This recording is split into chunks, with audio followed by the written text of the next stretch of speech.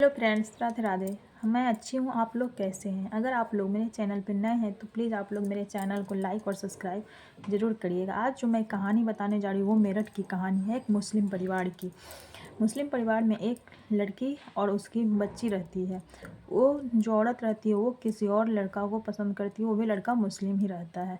लेकिन उसकी एक 12 साल की लड़की रहती है जो कि अंधी रहती है। उसको अपनी माँ के साथ उस लड़का को रहना उसे पसंद नहीं था और उसकी माँ का कहना था कि जब तक मेरी बेटी को तुम एक्सेप्ट नहीं हो जाते जब तक मैं तुमसे शादी नहीं करूँगी। और उसके हस्बैंड का डेथ हो गया रहता है। ऐसे ही सिलसिला बहुत दिनों तक चलता है। कुछ दिन बाद फिर ऐसा ही होता है, वो लड़का जो रहता है वो उसके घर में आता है रात को। तो वो लड़की उस आवाज़ से पहचान जाती है। फिर बोलती है कि अम्मी, मैंने आपको मना किया था कि इस आदमी को नहीं रखने के लिए। वो आदमी अच्छा रहता है लेकिन जाता है उसके पास कि मैं अच्छा आदमी हूँ, ऐसे करके वो बताता है उस बच्ची को। लेकिन वो बच्ची बोलती है कि नहीं, तुम बुरे आदमी हो, और अपने माँ के पास चल जाता है। और लड़की फिल्म शूटिंग करती है। तो वो लड़की क्या करती है, उसको बोलती है तुम यहाँ से जाओ। वो लड़का चला जाता है। उसके बाद वो लड़की एक और अच्छे घराने की एक लड़की रहती है जो कि उसके साथ रहती है। उसको काम उम नहीं मिलता है तो उसी के साथ रहती है, दोनों साथ में। तो वो बोलती है कि मुझे रेंट देने के लिए भी पैसे नहीं है, कि तुम मुझे अपने घर में रख लेती काव्या दीदी तो अच्छा होता। उस लड़की का काव्या नाम रहता। तो काव्या बोलती है कि ठीक है, तुम मेरे साथ रह जाओ, कि तुम मेरी बच्ची को देख रेख भी कर लेना और मैं तुम्हें उसका पैसा दे दूँगी। और मुझे हॉरर मूवी मिलने वाला है कि अगर हो सके तो तुम दिन में इसे देख रेख कर लेना, रात में तुम वो शूटिंग कर लेना। वो बोलती, उसको भी पैसा की ज़रूरत रहता है। वो बोलती है कि ठीक है, अच्छा है। और उसका शकल जो काव्या थी, उसका शकल एक बहुत अमीर परिवार की एक लड़की थी, उससे उसका फेस मिलता है। ये बात वो रिक्शा जो होता है ना, रिक्शा, उसमें वो बात कर रही थी। तो उसमें का जो ड्राइवर था, वो ड्राइवर इसका बात सुन लेता है और उसको लगता है कि ये बहुत अमीर परिवार से है। और जब ये फिर अपने काम पे चल जाती है, अपने सेट पे, तो वो आता है इस लड़की को बुलाने, काव्या, कि तुमको वो बुला रही है कि चलो कि तुम रास्ते में। तो ये बोलती है कि ठीक है, चल रहे हैं। फिर जो उसकी बच्ची को ये देख रेख करती है, उसके बच्ची को लेते बोलता, ये बोलता है कि ये बच्ची कौन है। तो वो बोलती है कि यार इसको मैं कहाँ छोड़ दूँ, कि ये लड़की उनकी बेटी है, दीदी की बेटी है, कि मैं इसको भी लेके चलूँगी। वो उसको भी लेके जाती है। रास्ते में जाती है तो उसकी पत्नी और उसका भाई दोनों गाड़ी में बैठ जाता है। दोनों का मुंह बांध के ले जाता है। एक पुराना हवेली रहता है, उस हवेली में रख देता है। ये सब उसको किडनैप कर लेता है।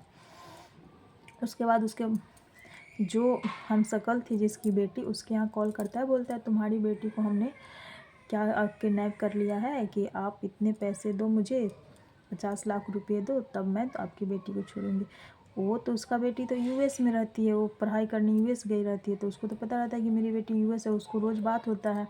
तो कहता है तुम्हारे दिमाग ख़राब है, कि रख मेरे फ़ोन। वो रख देता है। ये सबको लगता है कि उसी की बेटी है, शायद ऐसे बहाना बना रहे। तो उसकी पत्नी कहती है कि ऐसे वो सारे उसके बाप तो ऐसे बोल के रख दिया फ़ोन। तो वो लड़की बताती है कि नहीं, वो मेरा बाप नहीं है, मैंने ऐसे बताया। उसकी बेटी से मेरा शकल मिलता जुलता है लेकिन मैं उसकी बेटी नहीं हूँ।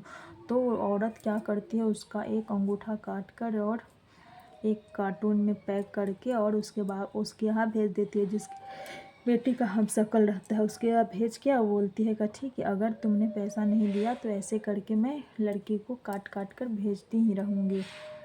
तो लड़की फिर उसका कोई वो स्टैंड नहीं लेता। बोलता है कि मेरी बेटी तो यूएस है, क्योंकि उसको बात होता है तो पूरा कंफर्म रहता है कि मेरी बेटी है। और जो लड़की अंधी रहती है तो वो लड़की ये सब को थोड़ा परेशान करती थी। ये सब अपना जल्दी, मतलब कि थोड़े ही दिन में मुझे बहुत ज़्यादा पैसे हो जाए और पैसे लेकर हम लोग गांव में शिफ्ट हो जाए। तो इसलिए वो बच्ची को ये सब एक मुस्लिम लड़की से, सलमा से, बेच देती है।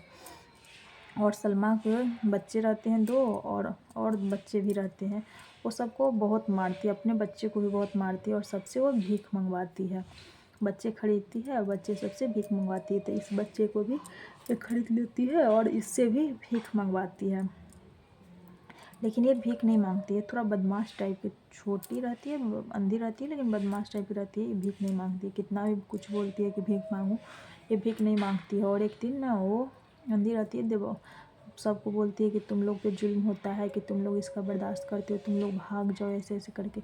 वो एक दिन दीवार पकड़ पकड़ के भागती रहती है, तो सलमा क्या करती है, उसे बहुत मारती है और ये लड़की इसको दांत काट लेती है और सलमा उसके माथे पे पत्थर पटक देती है, तो लड़की मर जाती है। उसके बाद नया खुदाई करके उसको मिट्टी के अंदर दफना देती है।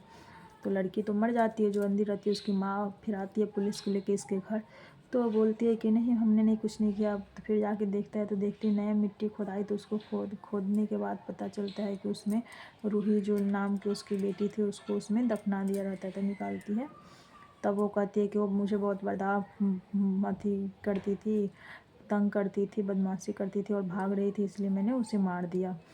और फिर जब वो लड़की भी मिलती है जो जिसका हमशक्ल रहता है उसके बाप की, तो वो भी मिलती है। तो बोलती है कि तुम्हारे साथ तो सब, उसके बाद सब पकड़ा जाते हैं, जो उसके टैक्सी ड्राइवर रहता है वो सब पकड़ा जाता है। तो उसकी पत्नी बोलती है कि साहब हम लोग अपने गांव चल जाएंगे, कि हम लोग सोचे कि बहुत जल्दी बहुत पैसे हो जाएंगे और फिर हम लोग गांव में जाके शिफ्ट हो जाएंगे। तो अभी के लोग हैं जो कि बहुत जल्दी चाहते हैं कि बहुत जल्दी हम अमीर हो जाए, इसलिए लोग दूसरे के कत्ल करते हैं, दूसरे के चोरी करते हैं। तो इस सब चीज़ से आप सतर्क रहें।